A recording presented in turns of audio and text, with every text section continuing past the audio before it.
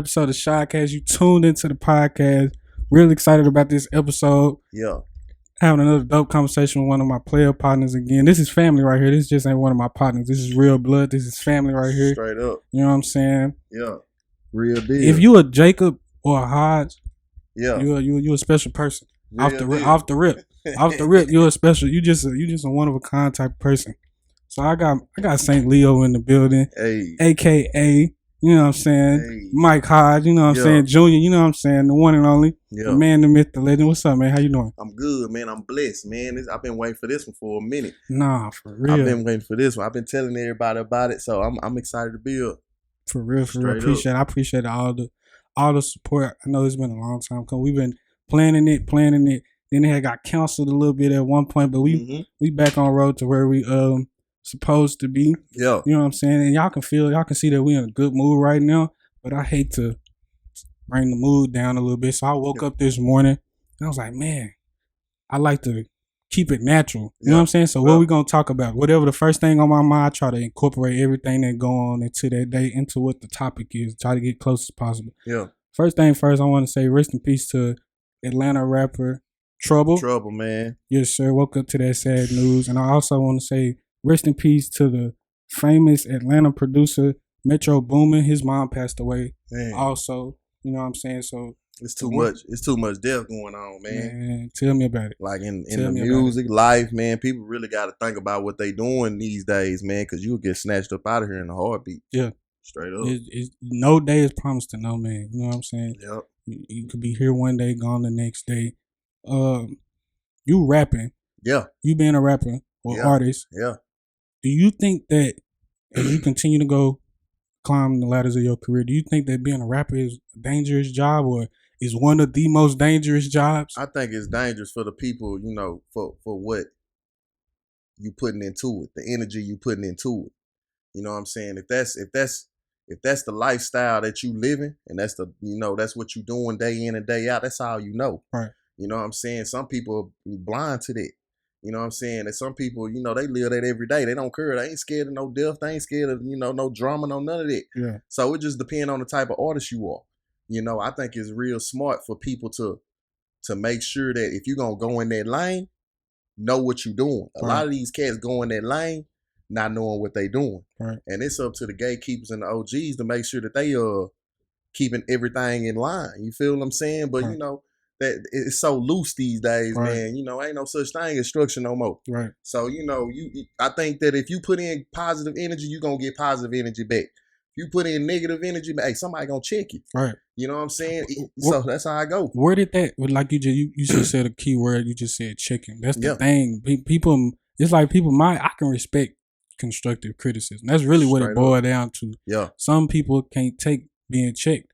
Where did the change where did it change? Because back in the days we didn't have we lost rappers, but not like how we losing now. Yeah, man. It's I think a lot of it has to do with an image. It has to do with keeping up with who you are. A lot of people ain't vulnerable. Right. A lot of people gotta keep up this hard, tough type shit. Yeah. You know what I'm saying? Like, the artists before us, we had feelings. We were storytelling, like the Tupacs and the Ice Cubes and all of that stuff. A lot of that stuff, they wasn't really living like that. Yeah. But they painted the picture like they was living like that. So you actually believe that shit. A true artist. And then when you see them in a movie, it's like, oh, this nigga doing kid movies or this nigga doing this. How does that mix?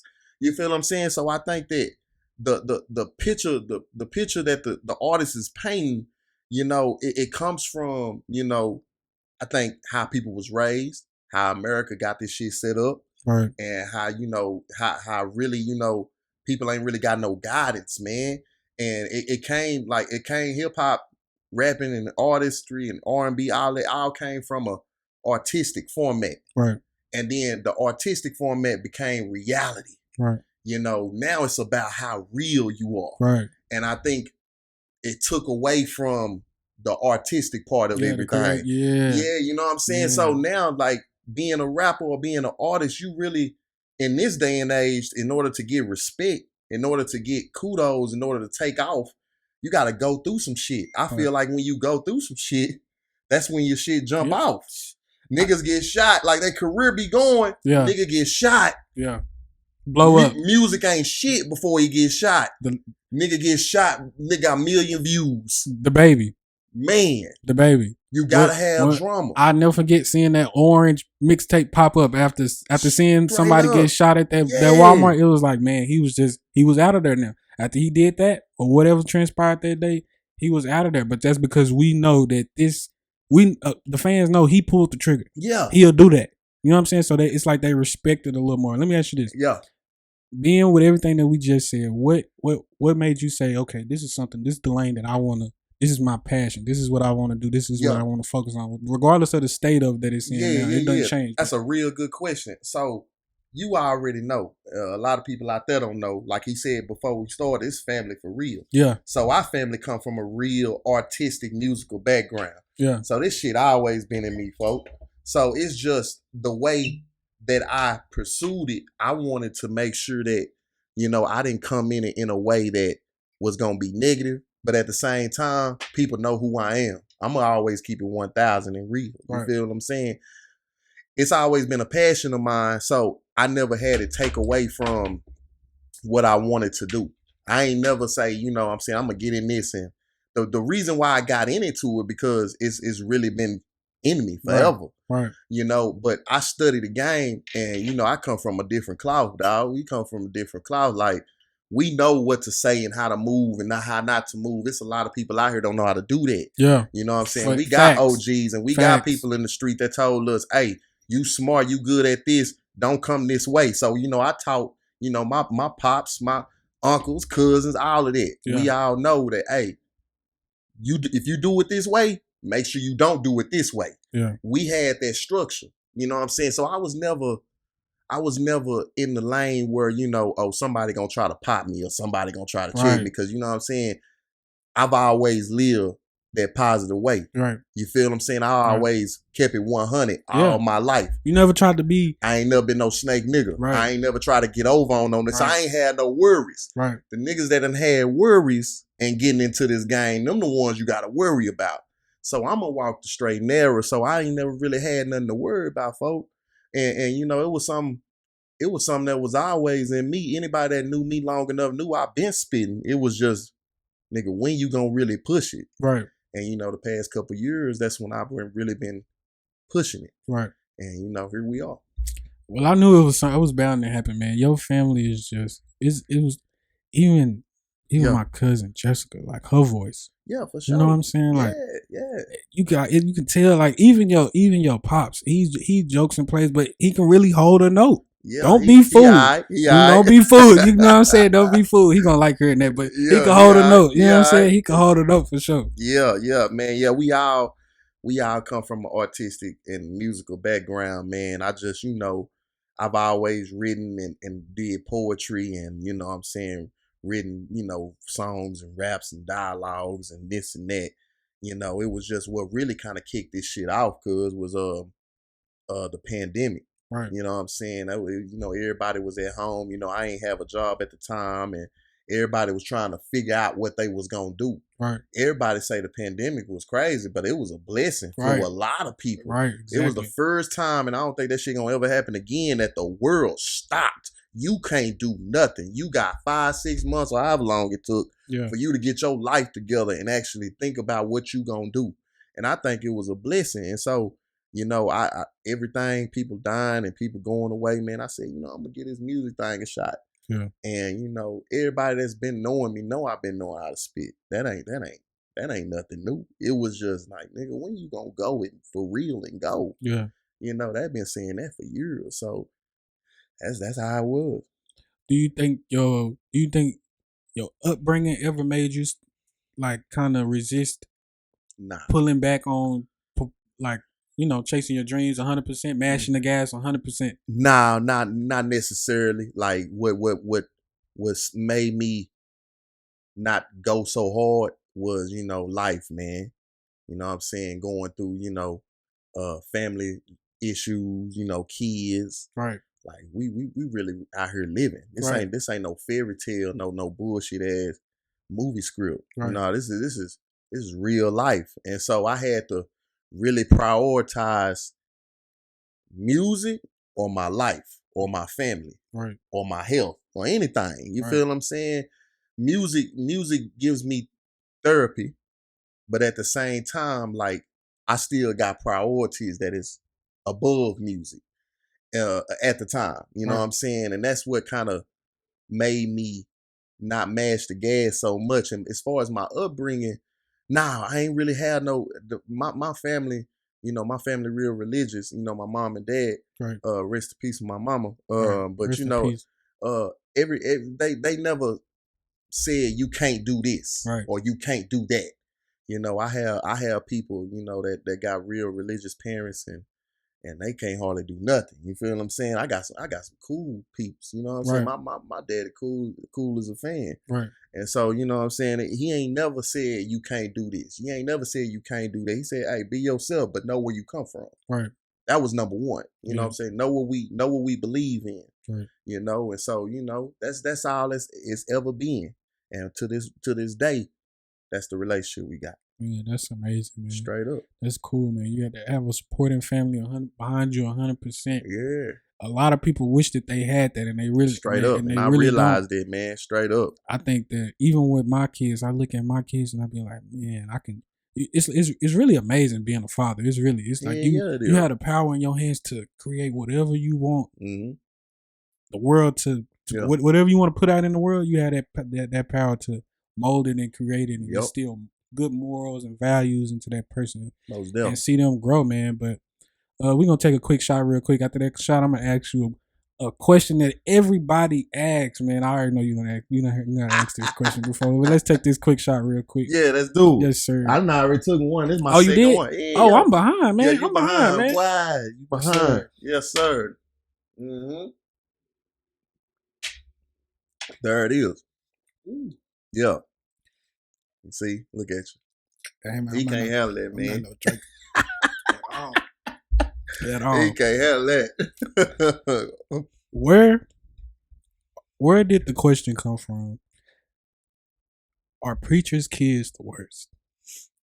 Where did that question come from? Where did that come from? How did that even get put out there? Because I'm going to ask you for real. Now, be honest with me. Oh, I'm going to be honest with you. Are preachers' kids the worst? Are they different? Is it a difference? I wouldn't say that they different. They are different. Right. I think that there's a standard, and I don't know where the standard come from.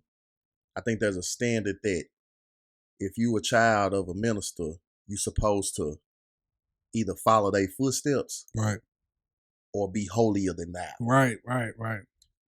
And I don't know where that came from. I don't know where that came from. I think that that's just started from culture days, 50s, 60s, slavery. I don't know where that came from. I just think that for a long time, you got movies, right? You got entertainment, right? You got TV, right? That put that stuff out, right? And you got comedians or actresses or whatever that put that stuff, that push that narrative, right? You feel me? But I don't know where that came from, man. Yeah. I can tell you that narrative for a long time has hurt a lot of kids that had parents as ministers. A lot of them either go on drugs or they get depressed, right? Because they feel they live in two different worlds. They live in a world that they want to be accepted by their peers and their friends and their family, right? Because when they come around, oh, put the drink away. Yeah. Oh, put the smoke away. Yeah. Oh, put this away. Yeah. Because they hear, and then they live in a reality that they gotta please the church folk, right? Quote unquote. You feel me? And that can be stressful, man. Yeah. One thing about me though, I'm gonna live my life how I want to live my life. Ain't nobody control how I live. And I think that if you ain't with that, then you ain't with it. Right. You know what I'm saying? I've dealt with that all my life, but I think that I know myself. And I think that some kids, when they grow up in a structured, you go to church on this day, you go to choir rehearsal on this day, you do this on this day. Right. Man, they can't wait to leave. Yeah. Yeah. For sure. And they turn up. Yeah. So that's where the cliche come from that they are the worst, because when you shelter for 18 years or however long you in the house, and you finally get some freedom, that, oh, I ain't got to go to church this Sunday. What? Oh, I ain't got to go to what this? I ain't got to do. Oh, I can do this. Yeah. I can do that. Yeah. They turn up to the max because they ain't never done it before. Yeah. Now, I ain't going to front to y'all. Y'all know what's up. Yeah. I've been doing my thing. 11, 12, 13, 14, 15. You know, I was at church Sunday. You know, I was doing some crazy shit Friday, Saturday. Yeah. Like, sure. And on the drums, like it was nothing. You know what I'm saying? Didn't nobody know except for the people that were there. Yeah. So it ain't like that I was cooped up. And my old man know this. He know this, you know. Yeah. He know I wasn't straight and narrow like that. But at the same time, he knew I was going to be all right because I was a smart nigga. And so, you know, some kids can't handle that though, man. It's like, and the people that do follow their footsteps of their parents and become preachers or whatever they become religious wise, that's what's up. I mean, I ain't got nothing against that. You know what I'm saying? We got family members that's like that. But it sometimes it ain't for everybody. And you know, I remember growing up, people was like, oh, you gonna be the next great preacher. And I'm like, man, listen. Hey, okay, we'll see. We'll see. You know what I'm saying? And you gonna be this, you gonna be that. Okay, we'll see. I didn't know. You know what I'm saying? I'm sick. What? 10, 11, 12, 13, 14 that time. I don't know what my life gonna be. Right. But one thing that I did know, that shit, I was gonna be great at whatever I did. You feel what I'm saying? Yeah. No matter what it was. And I knew that my old man was gonna have 1,000% support. Because that's the type of nigga how he raised me. You know, it was a lot of conversations we had away from church at home. I lived with him. So, you know, we had conversations, and he man, my old man is a cool nigga, man. Yeah. Straight up. And he a cool nigga. And like I said, it's a lot of parents ain't like him. Yeah. And so I'm blessed to actually have somebody that I can actually conversate with and be myself and not be judged. You feel me? Yeah. You feel me? He know everything. But I think, honestly, that go back to what you said about your upbringing. Yeah. So if his upbringing wasn't, he didn't go through the stuff that he went through, then he wouldn't have so much of an understanding. And I think that played a role because he ain't always been in the church. Right. You know what I'm saying? Right. And man, goddamn, that's a great point. Yeah. I ain't think about that till just now. Yeah. When you grow up like that, you instill that in them. So when you act different or act out or do something different, the parents don't understand. And they like, how can Susie or how can John act like this? Yeah. I grew up in the church. Your granddaddy was this and your great granddaddy was that. How can you be like this? And, you know, they get shunned and get away from their family. Then that time, you know, they on drugs or they commit suicide or they done become prostitutes or pimps or whatever they would decide they want to do in life. That is not the right way to live life. You know, the philosophical, biblical way. Right. But, you know, I think that it was great that, not great, but you know what I'm saying? It was good that my old man was a street nigga. Right. And actually, you know, was a drug addict at one time and got delivered from what he went through. Right. I think he now understands what and can relate to the DNA. Right. It's around us, it's in us. Yeah. And not everybody gonna go right. Some people gonna go left. You know what I'm saying? So but one thing he don't do is it's only so much he can do to the people that go left. He gonna always remain the same. It's up to you what you want to do with your life. Right. You feel what I'm saying? Either you want to get it right or you don't want to get it right. I'm still gonna love you. I'm still gonna be with you. Whatever. And a lot of people that's in that position don't realize that. Right. So they just believe what they want to believe. So that's good that you thought about that. But yeah, I think that helped a lot. Yeah. Because he ain't always been who he was today. He had to go through what we going through and experience life. And like I said, I still got a lot more life to go. I don't know where my life gonna take me. But right now I'm on this music shit. No, for real. And right man. now, and that's SAINTLEO, man. And that's how I go. Straight up. Straight up, man. Tapping back into the music part, who's some of your musical influences coming up? Man, coming up, my favorite artist is Scarface. Number one, Tupac. Obviously I like East Coast rap too, man. I'm a South nigga that like East Coast rap. So I fuck with Big L. I fuck with Jim Jones, the whole Diplomats, Cameron. Okay. I gotta keep it, I'm from Texas, so obviously the HUCs, not the HUC, the SUCs, Lil Flip, all that, man. Pimp C, UGK, 8Ball, MJG, yes, sir. Outkast, Luda. I mean, what? DSR, Big Tuck.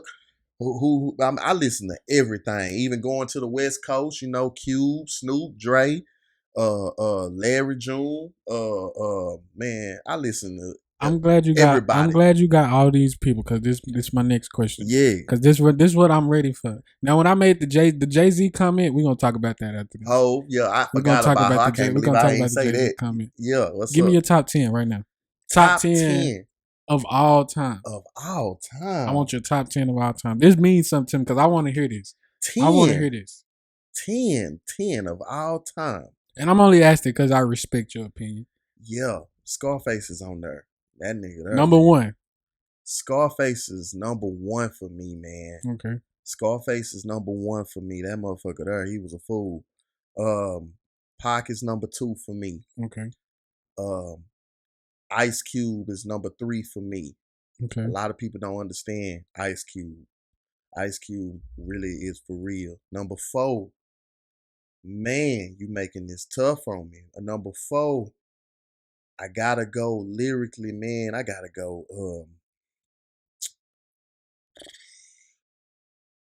I gotta go Big Pun. Okay. Big Pun. Okay. I done heard that before. Number 5, Drake. I gotta put Drake in there. No hoes yet, y'all. No hoes still. No. Number 6, I gotta put Lil Kim in there. Ooh. Lil Kim at number 6, man. Yeah. Female wise, like before Nicki, I don't think y'all understand. Lil Kim came out of nowhere, man. Yeah. Biggie's in there. Biggie's in there as well. 7. Number 8.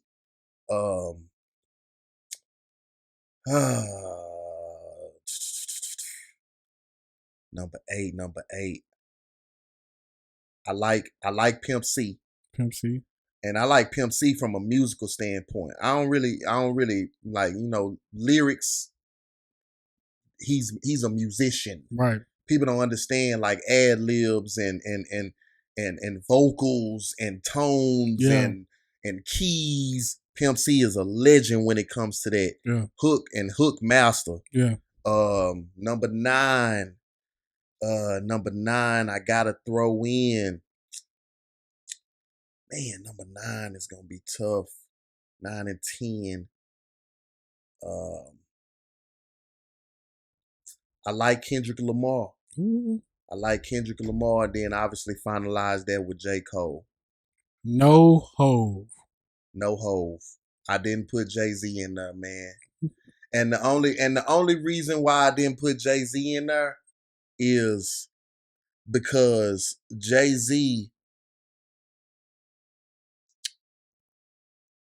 is good lyrically, but Jay-Z he puts a lot of lyrics based on his experience in life.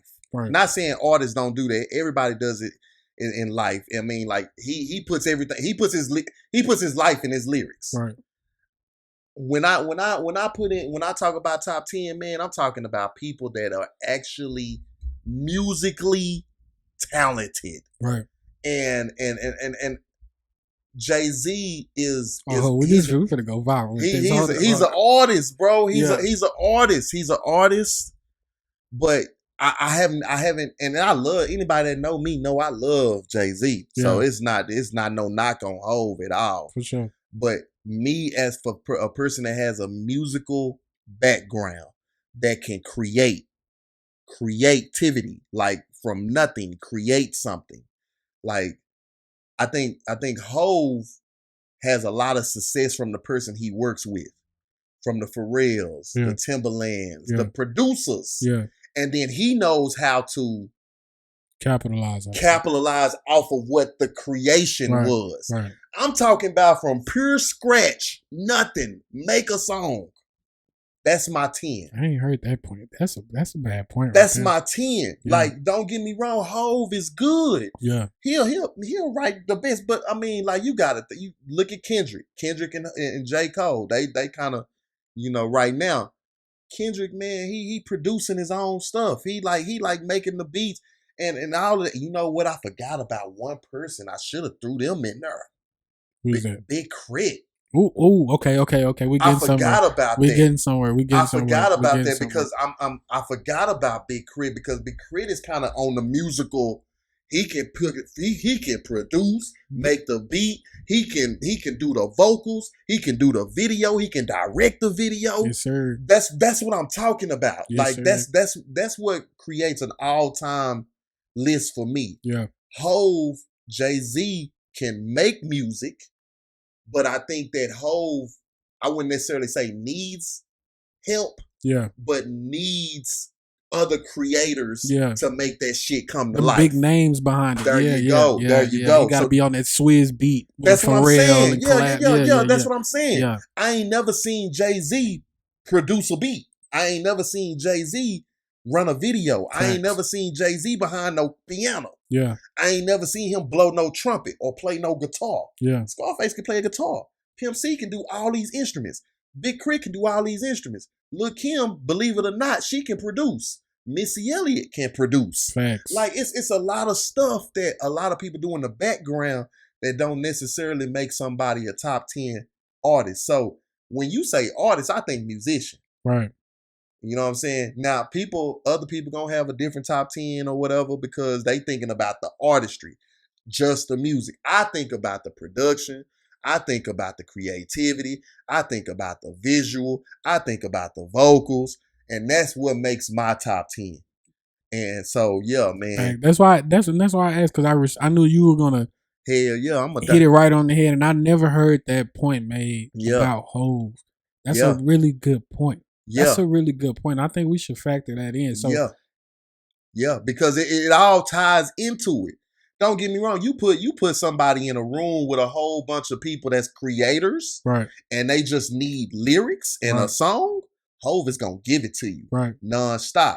But I think Hove, and I hope I'm wrong, and I hope I'm wrong. If it go viral, and somebody say, "God damn," I hope that nigga make a hell of a track off of me. Yeah. But I'm just saying, I have never seen Hove produce, make the beat, get everything, direct the visual, everything. Like, I want to see somebody do everything because they know and they can think about the visualization of how it all comes together from absolutely nothing. Right. I think that a lot of ideas and a lot of ideas and energies that come in with Hove is what made him so successful because he had such a great team without him. Kind of like OJ. Right. You know what I'm saying? OJ had a hell of a lawyer. Yeah. Lawyers with an S. Yeah. So you think that made him win the case. I think Hove is the same way.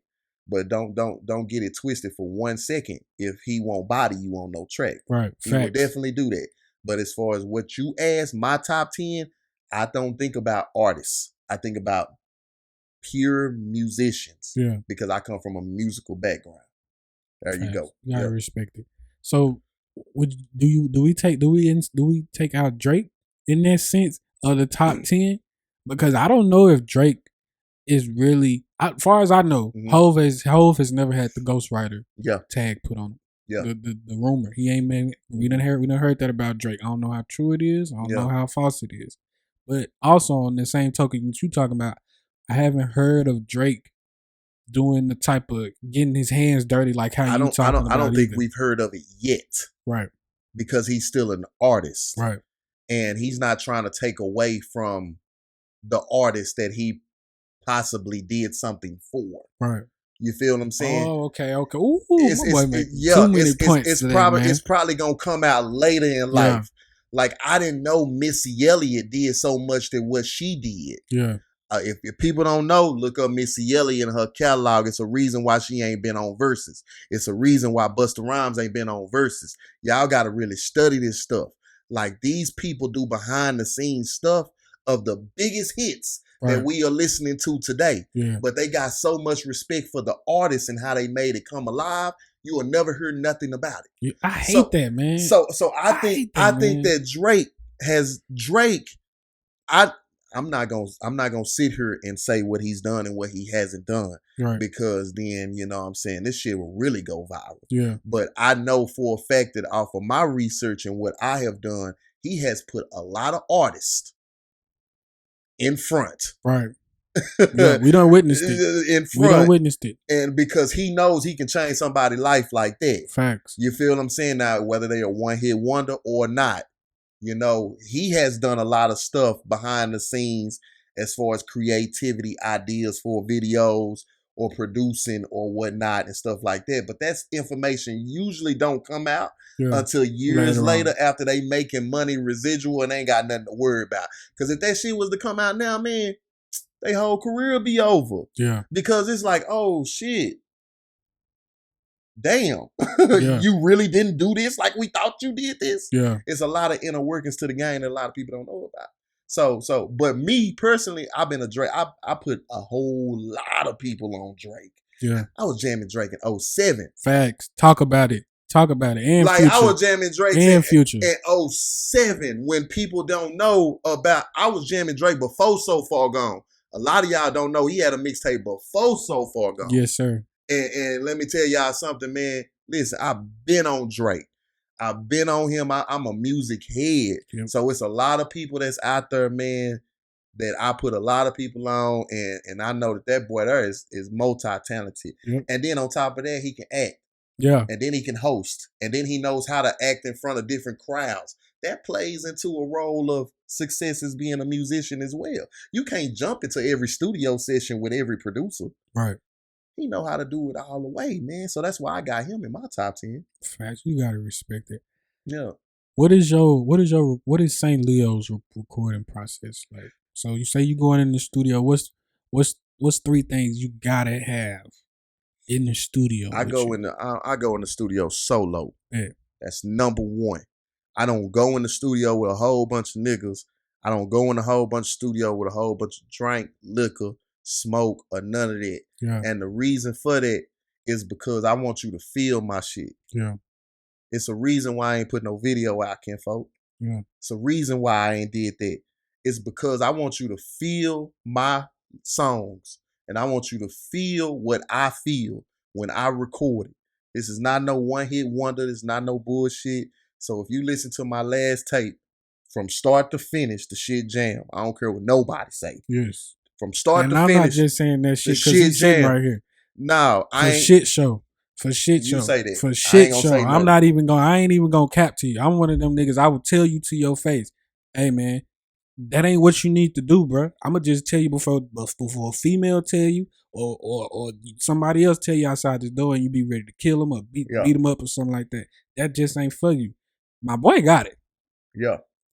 It's this thing like he just got that southern shit, that southern, I don't know what it is, but the big, like whatever that shit is. You can't say it and I can't say it either. It's that southern shit, like it's that flow that you hear, like that H-Town. It's that southern Texas shit, but it's mainstream. Yeah. It's that southern shit, but it can be relatable in New York, in Seattle, in LA, in Chicago, in Atlanta, in Florida. So, and I always knew this, folks. I always knew this. And so, like I said, I really am strategic about this shit. So I don't go in there playing. My studio sessions is like a job interview or like really going to work. Like my main producer, shout out to my nigga Lean. Yeah. Lean is my nigga, man. That nigga there, he know how I work. And shout out to my boy Love who introduced me to Lean. R.I.P. to C Strugs. That introduced me to Lean. And he know how I work. And he is the only person that I would work with if I want to make a project. If I want to do something that's real serious. Yeah. Because he know how I think and he knows what I like and what I don't like. And we've created a relationship that he gonna always keep it real with me. He gonna be the one to tell me, nah, that ain't it. Start over. It's a lot of producers ain't doing that shit. They taking your money. My nigga, they taking your money and telling you that shit, man, you supposed to have a relationship with your producer, your engineer. You supposed to keep it 1,000 with them. Yeah. And it got real. That's why I don't go to a million different studios. Yeah. You know what I'm saying? If I'm going to record something, I'm going to record it in my studio with my engineer. You can do the same thing with you. You know what I'm saying? But I believe that the success of an artist depends on the people that's around them. And, you know, that's why, you know, I appreciate my nigga Lean so much.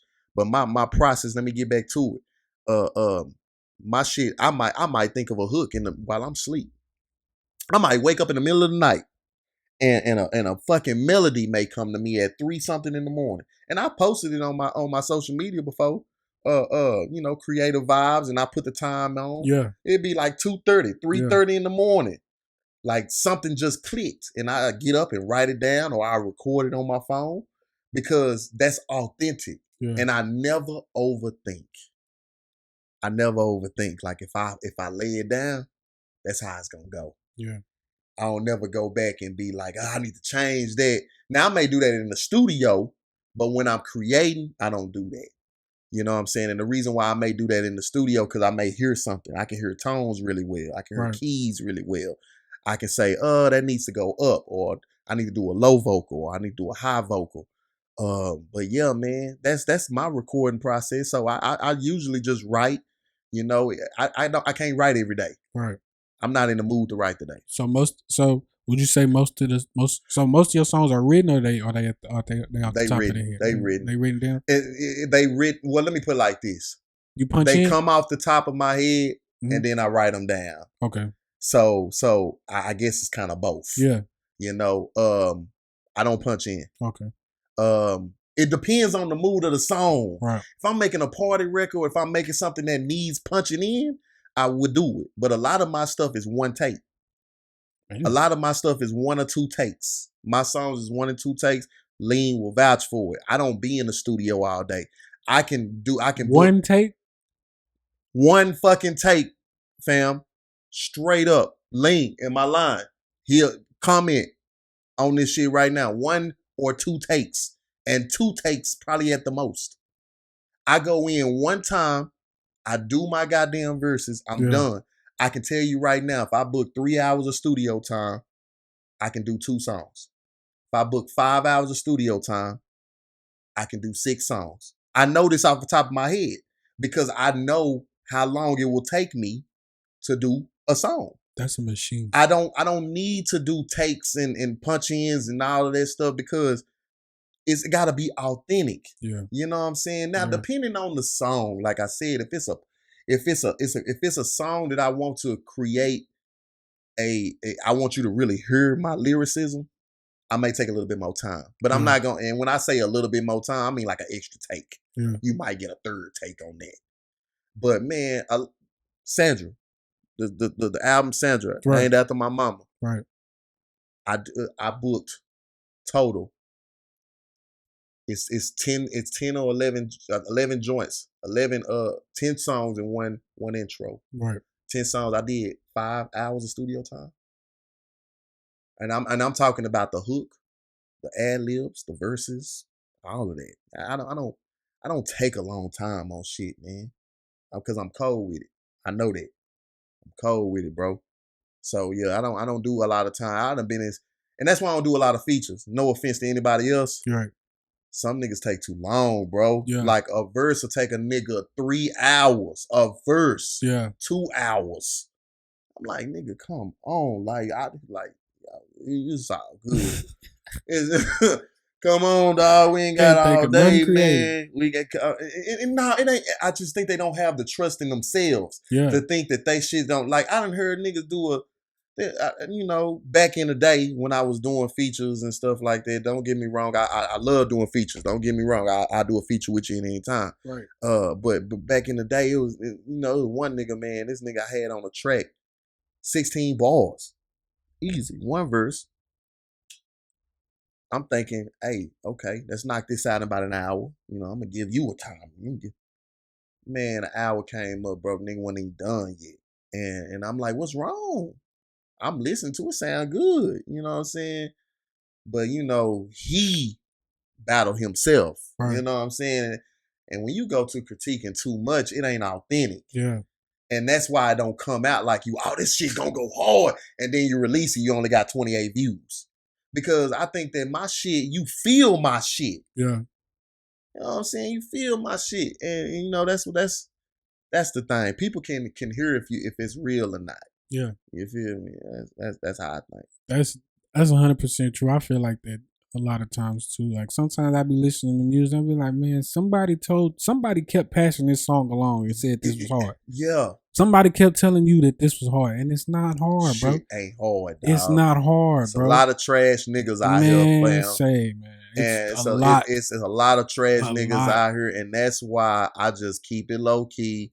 I release what I release, and you know, you gonna like it or you not gonna like it. But I guarantee, if you give me a listen, a real listen, you gonna fuck with everything I done dropped. Facts. Everything. From start you gonna fuck with it to finish. Facts.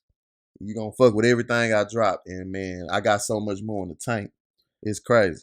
Who are some people you could see yourself working with? I work with anybody, man. Yeah. Let's start local though. I really want to work with shout out to my boy Ty Harris. Ty Harris from the D. He doing his thing. Okay. I fuck with Lou Alcindor. What's happening? My boy AJ Snow. These are all local cats. But they doing the right thing. Check all them out. Rakim, Al Jabbar, my boy, Eric Chosen. What's up, Chosen? What's up, Sir Charles? Yes, sir. All you boys, man. I want to work with all you boys because y'all boys been showing me love and really, you know, giving me the platform to keep pushing on this shit since day one. And you know, it's mainstream. I really, whoever come, you know, shout out to Anthony Danza. Anthony Danza is an artist that's out of Seattle, man. He showed me love on Instagram all the time, man. Yeah. And I really been fucking with L.A. Russell from Vallejo. I don't know if a lot of people look at his videos, but La Russell, I say L.A. Russell. La Russell, he hard too. I fuck with a lot of artists, man, that kind of in the same lane that I am. You know what I'm saying? Yeah. It's only so much bullshit I can listen to, dog. I'm a real low key, cool, smooth ass nigga. Wine, shots, candles. You know, I'm player with it. So that's the type of energy I bring. So that's the type of music I listen to. Vibes, straight vibes. Straight vibes. So you named one of your projects Sandra. Yeah. After your mother. Yep. And here at the SHADcast, we talk about like mental health. Yeah. So I want to I try to get people to realize what situation they in, grasp the whole situation, and then pass on that information to somebody else that's going through the same thing. Yeah. So if you want to, can you tell me could you tell me what was your mental state and what was your thought process going forward in life after losing the person that brought you here? Yeah. You know what I'm saying? And I want to say again, rest in peace to your mother too. Yeah, yeah. As a special person. Yeah. I have pictures of her holding me as a newborn. Yeah. You know what I'm saying? So talk to me about that process right there. Man, number one, I didn't want to let her down. She had so much influence on so many people. Right. And you know, she passed when I was 13. Right. And you know, a lot of my classmates knew about it. It was one of them things that went around the school and everybody showed me love. Right. And it was tough, man. It was a tough time. And you know, I just never wanted to let her down, and I always wanted to keep her memory alive. And I did whatever I could to keep her memory alive. I got her tatted on me. My siblings got her tatted on them.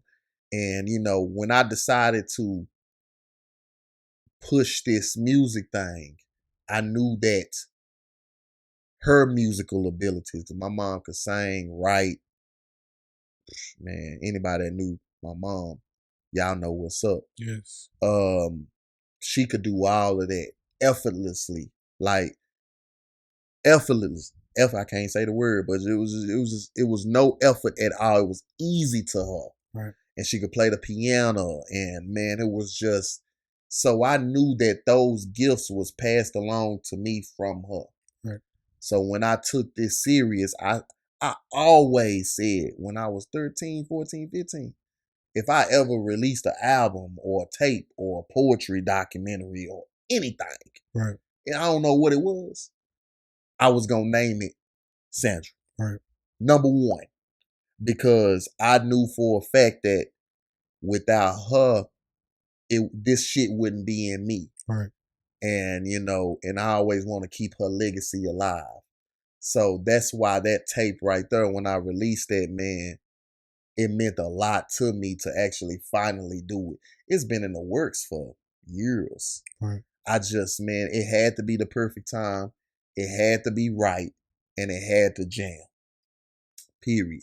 And you know what I'm saying? And I'm proud of that motherfucker, man. Beautiful. I released that in October. I released that thing in October of 21. And I kid you not, niggas still hit me up. People still hit me up and say, yo, that shit still in rotation with mainstream artists that I'm fucking with. Right. Like, people love that shit. But you know why though? Why is that? Because it's authentic. That's something that's you done dug down deep inside. That was real. I'm ready to release this. That was real. This is my question. Yeah. I don't know if it's a tough question or not, but go ahead. At the time, being in the family that you're in, yeah, a religious family, did you understand death at that time, or did you wonder like? Because we're not supposed to question God. Yeah. But did you wonder like, what's going on? What's going on? At that time, man, all I knew when I saw that casket close was that I knew that my life was fitting to change. I knew that because she had instilled so many values in us, and I didn't know. And I'm looking, I'm sitting on the front row. I never forget. Sitting on the front row, my little sister Jessica, she's 6. She's sitting next to me, and my daddy's sitting on the end. And I remember when that happened, I looked over, and I'm like, man, I don't know what our lives is about to be from this point on. So, man, I didn't know what to expect, honestly. But growing up, at the same time, I've seen so much death, man, from homies, family. It ain't never been something that I shied away from or felt uncomfortable about. And I know that's kind of crazy for people to hear. Yeah. But when I done been to so many damn funerals, I done heard about so many deaths, man. I'm just numb to it, bro. Right. And depending on the person, it may hit me then, or it may take a couple weeks or a couple months to really hit me. Right. It just depends on the person, how they were in my life. And I done seen it and dealt with it so much, bro. It's crazy. It's crazy. I say that black men are one of the most endangered species, nigga, on the planet. And that's another thing. Hold on. Let me hit this man, part. Holler at them, because I'm finna say something, bro. We don't get to sit and weep in our feelings when something wrong. Hell no. We don't get to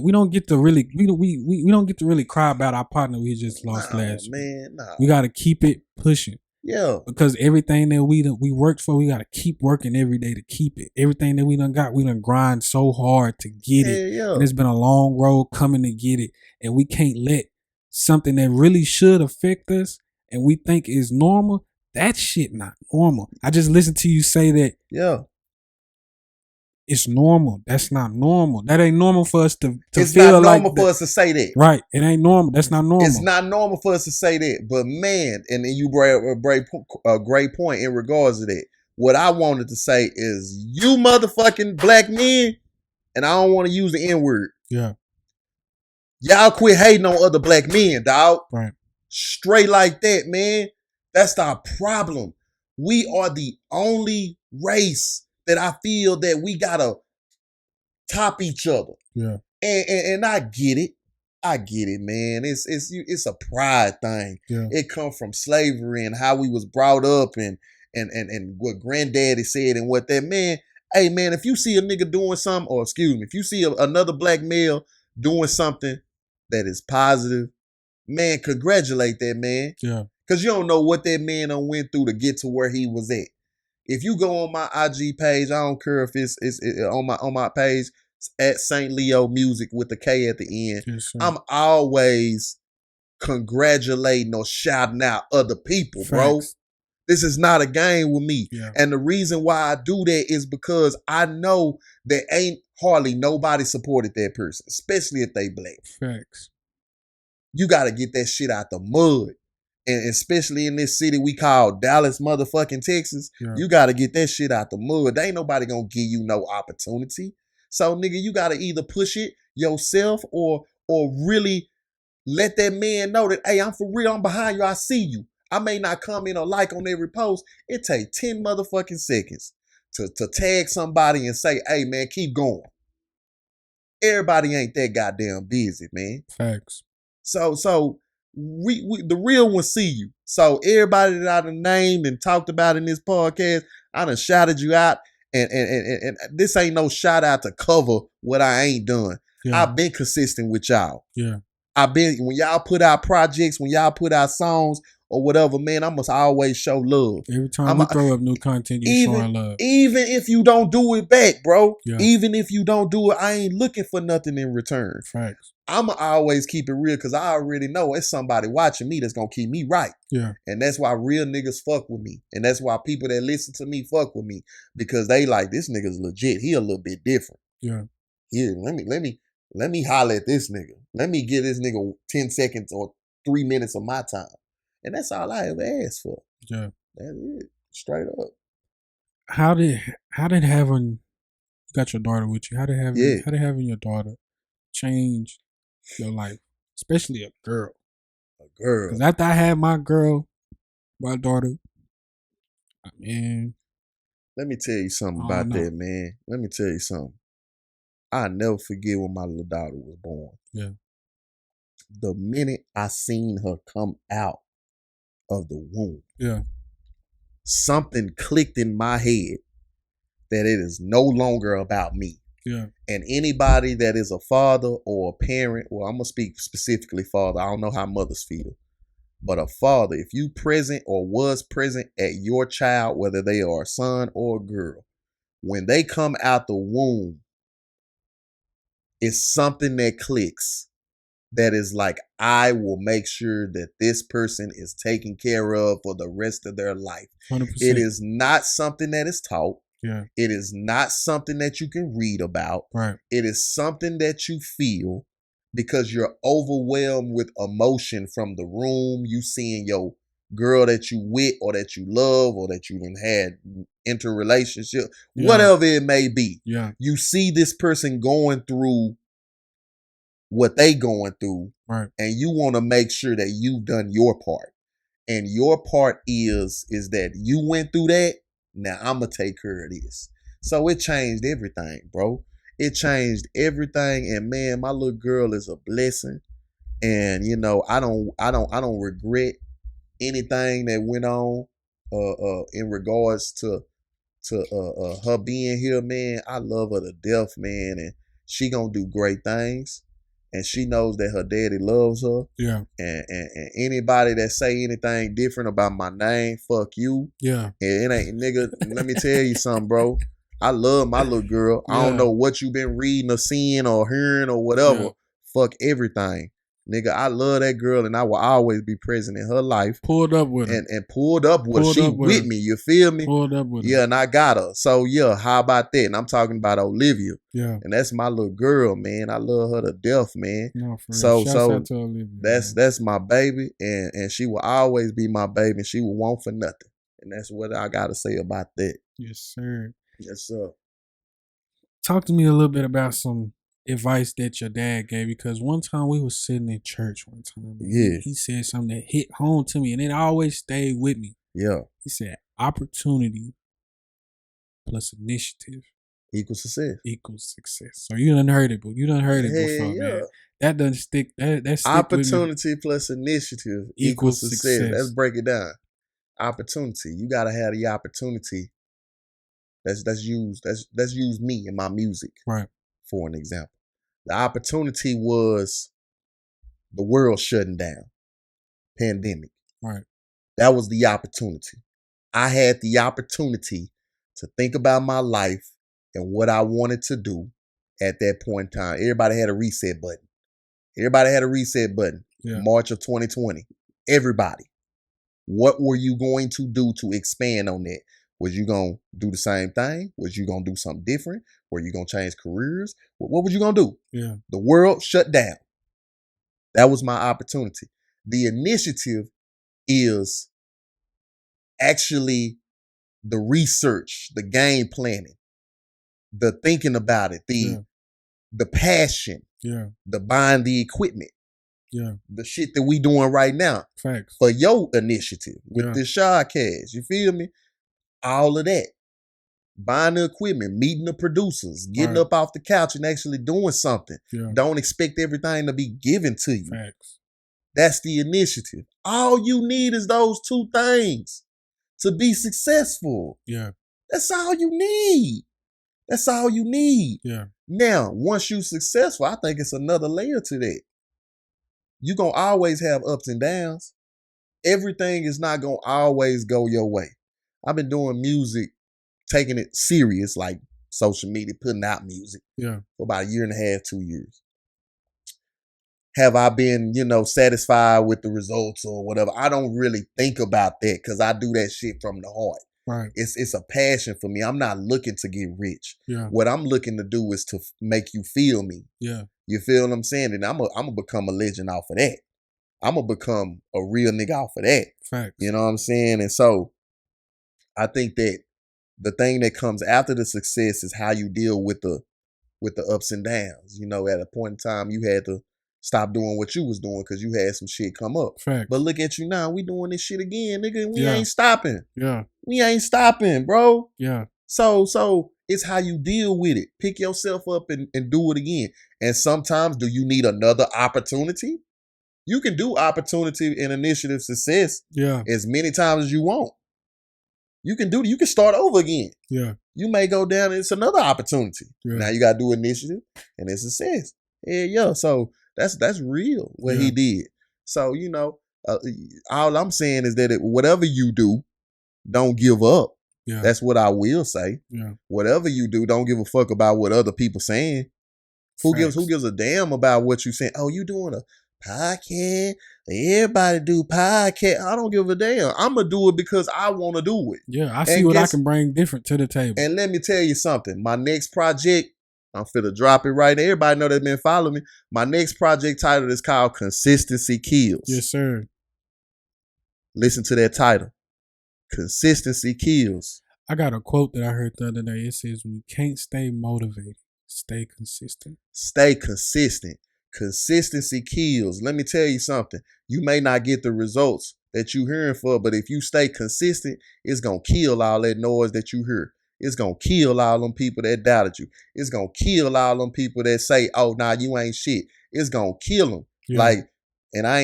Guns and violence is bad right now in the United States. Facts. But I mean from a theoretical standpoint, consistency kills. If you stay consistent, you're going to kill all that noise no matter what you do.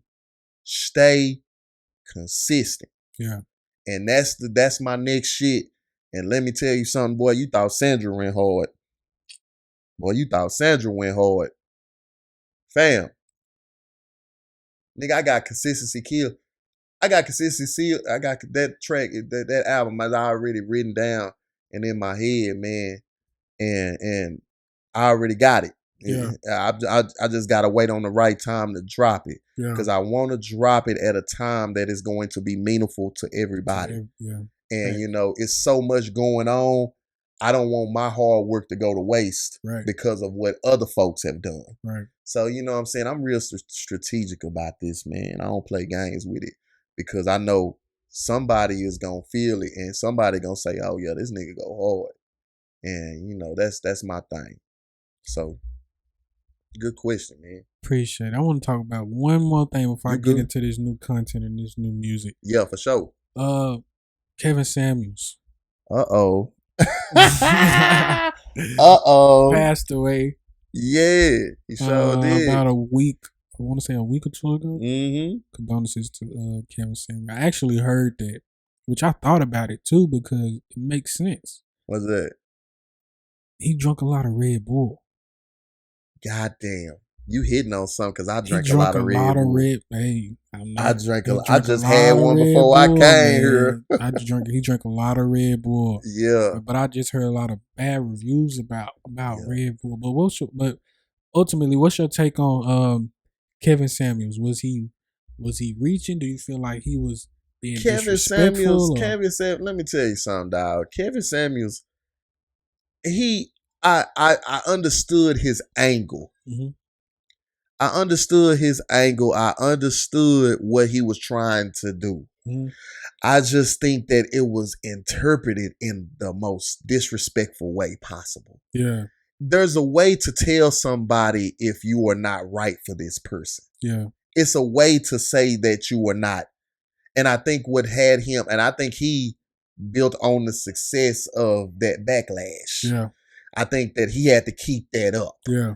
I don't know that man. I don't know that man, but at the same time, I know he has a black mother and a black father. Yeah, and a daughter. And a daughter, you know what I'm saying? And you know, I don't know what his family dynamic was, but some of that stuff, I'm sure he probably cut off the camera and was like, God damn, I really let her have it. I really let her ass have it. Or should I have went so left? But when you successful and you see your numbers and your views and your money coming up, you don't think about that. You just say, shit, I gotta top it. Yeah. You feel me? Yeah. So I some of the shit he was saying was far left. He ain't had no business doing some people like he did. Yeah. And there was some shit that I was listening to. I was like, okay, he got a point. I see what he's saying.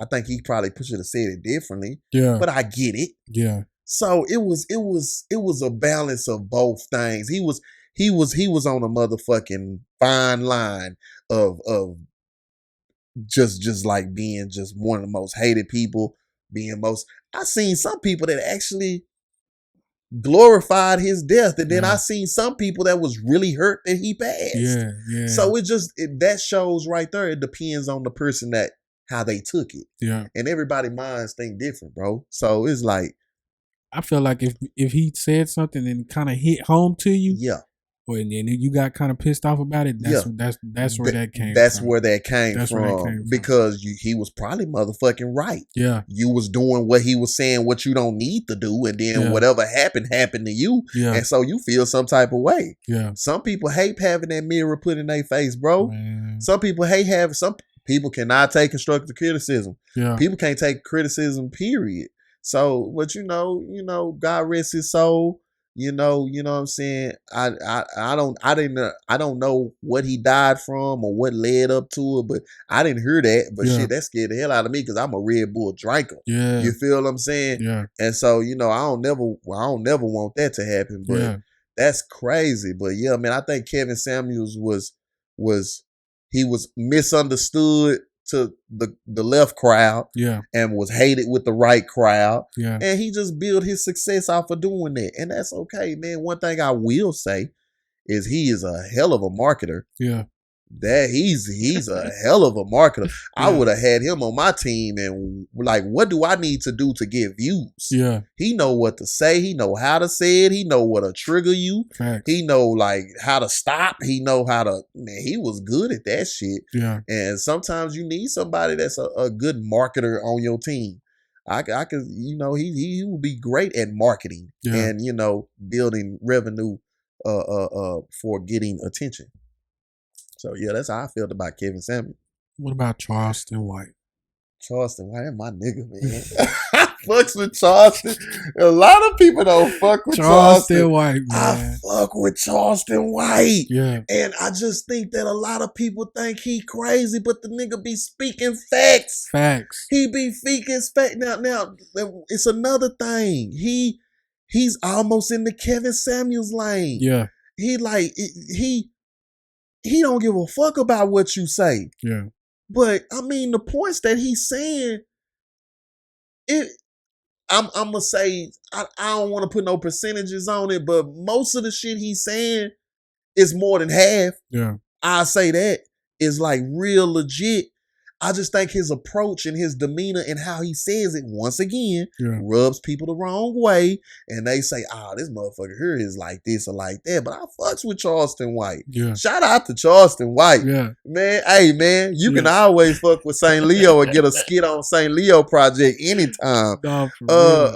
Man, free of charge, man. Like, straight up. I fucks with Charleston White. I don't have no issue with Charleston White, man. Matter of fact, whenever he drops something, I click and listen because a lot of stuff that he says may be, diluted or may fall up. But the way I think, I look at the root of what he's saying.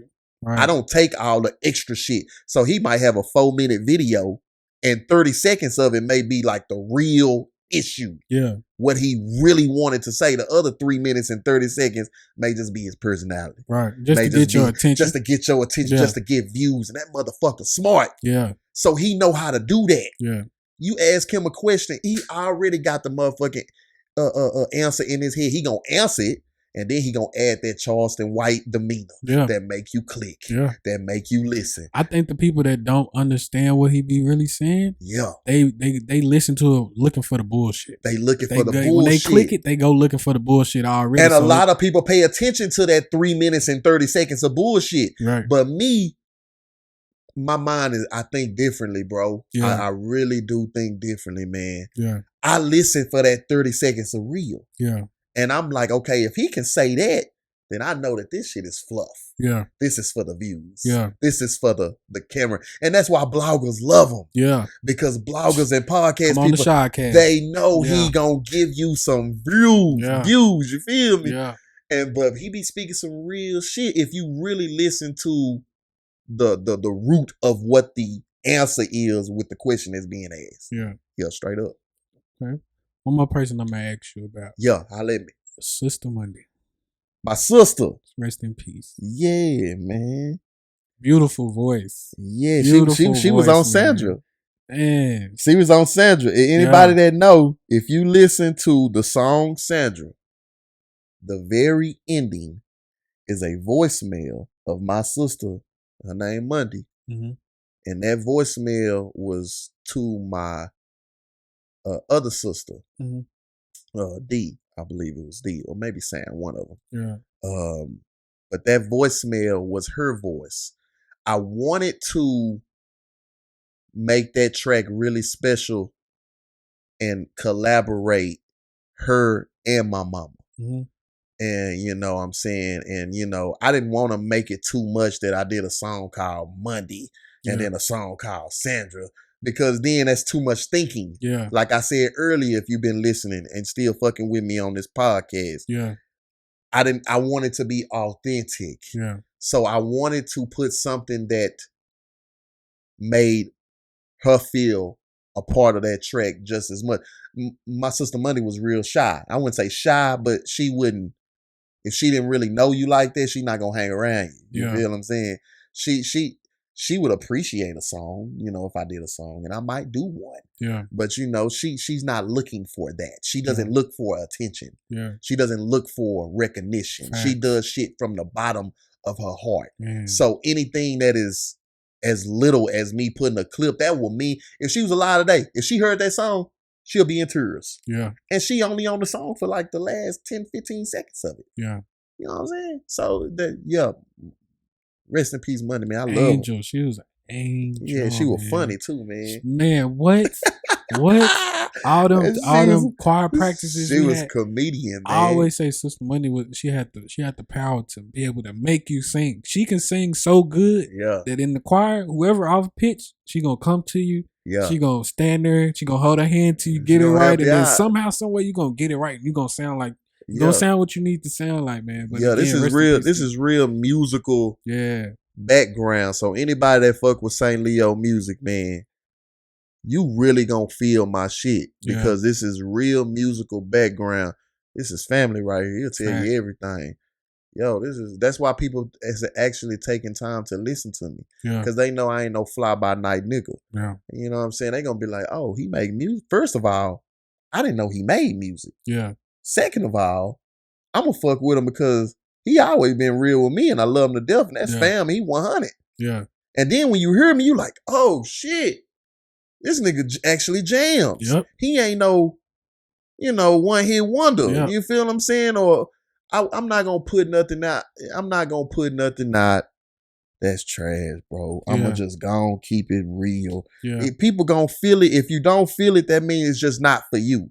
But you cannot sit here and say that the shit is just garbage. Yeah. Can't say that. So, you know what I'm saying? So that's how I feel about it. But rest in peace to my sister, man. I love her to death. And trust me, man, she has a big role in my music as well. Thanks. Sister Monday was special. Straight up. SAINTLEO, man, what's up with the new content? When can we get some new music, new content, videos, documentary, another interview, anything, something, man. I'm going to do this three ways. Let's start with new music. Yes, sir. I promised everybody that followed me in 2022 I was going to drop 2 projects. I told them that it's June. We in June right now. You going to get 2 projects from me before the end of the year because y'all been so patient with me with music, man. The last joint that I dropped was the album Sandra. That's on all platforms right now. The next one I'm going to drop is Consistency Kills. I was supposed to release that in late May, but obviously life happened. And, me getting my daughter and stuff like that, a whole bunch of stuff. Yeah. But that is going to come, and man, that whole jam. And I can tell you right now, it's a few people that listen to it so far, and man, say they like this one right here, bro. Project done. Project done. Project is done. You know what I'm saying? I just need to release it. Yeah. And you know what I'm saying? And so that one, and then the third one, I ain't gonna get a title out yet, but that one is 75% done. Okay. So I'm gonna drop that one probably November, December. Okay. But Consistency Kills will be out before the end of the summer for sure. For sure. Before the end of the summer, you can book it. So you know what I'm saying? That's gonna get dropped. And as far as visuals, fam, let me tell you how I am about visuals. I'm real big on having my core fan base feel my music without no visual. Right. I think that people put so much emphasis on a visual that it dilutes the music. Right. Meaning, it's so many videos out here, bro. So many videos out here. And the songs be great. But the videos be trash. Yes, sir. Talk about it. And the videos just fucks up the hard work and feeling you put in your song. Yes. And so I ain't never been a person to say, I'm going to put this visual. I done had plenty of people come up to me and be like, bro, you need a visual. Man, that song go hard. You got to have a visual. Yeah. And then, okay, let's say I do that visual. And that visual don't do what I want it to do. Right. But the audio or the track is booming. It's getting played in clubs. It's getting played out of that and stuff like that. A lot of people say that, the visual can make and break a song. Right. And man, like I'm very strategic about that. You think I'm strategic about my music? Yeah. I'm going to be super strategic about a visual. Fact. For one, it's expensive. For two, I'm going to make sure that it's on the right platform. 3, I'm going to make sure that it's like, it's the creativity is there. Yeah. You know what I'm saying? My visuals, I'm not going to say that they're going to be like, movie productions. Yeah. But I do want them to be some type of quality, great quality. Yeah. I do want them to be, not something that's just put together for somebody that just want to make a buck. I want somebody that is my visual videography person to have the relationship me and my boy Lean got when we in the studio. I want that motherfucker to be a fan of my music and my vision before putting it out to the masses. Yeah. Because you can see that in the videos. You can see if somebody just created some money and just shot your ass. But you can also see somebody that is a fan of the person and the behind the scenes and be like, hey man, let's do. They may come up with some ideas that you ain't thought about. Yeah. You feel what I'm saying? Yeah. Or let's do this. Well, change this. Hey, I think this will go hard. You know, because they are a fan of you. Yeah. And they not thinking about, you know, making $1. So I want that relationship. So the visuals is coming. Don't get me wrong. But, you know, I want to make sure that my visuals are, I want you to make sure you feel me first by listening. And then you hear me and get to know me, such as using platforms like this. And then lastly, the visual should be the cherry on top. It should be like, oh shit, this is what made it what it is. Yeah. Instead of me releasing the visual shortly after the song has come out. Yeah. And then I know that song go hard, but the visual is rushed or not put into play. Yeah. And then it just deflates my whole shit. Yeah. That's how I think about it. And I may be wrong. Somebody may come in and be like, hey man, whatever. But based off of what I've seen, because I watch everything. I may not comment. Yeah. I watch everything, bro. Yeah. I done seen great songs get deflated when they released that bullshit ass music video. Yeah. And then I'm like, bro, just keep it going. You know what people need to start doing? And I'm finna get some free game and watch everybody start doing it. Here we go. But I ain't the more that hide shit because I believe in everybody being successful. Invest in lyric videos. You might be honest. Yeah. Invest in lyric videos. Shout out to Toby. Yeah. Who started that trend coming back. Yeah. Toby and H9. Yeah. Shout out to that boy. La Russell is doing it as well. Yeah. Lyrics is coming back. You got to have some lyrical content. Yeah. And having lyrical video, I wouldn't say at the bottom of your videos, but having a lyrical video and actually having some type of visual effect and actually have them listening to your lyrics.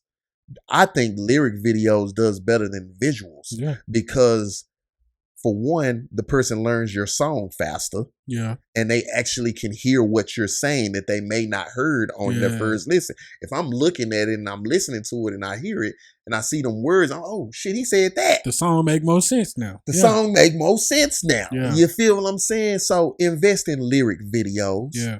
Or if you're gonna do, if you don't necessarily have to do a visual. I'm giving out game because I was gonna start doing this. Yeah. But doing clips of the song in the studio, just have somebody record you and put the lyrics of what you're saying at the bottom of your video. Yeah.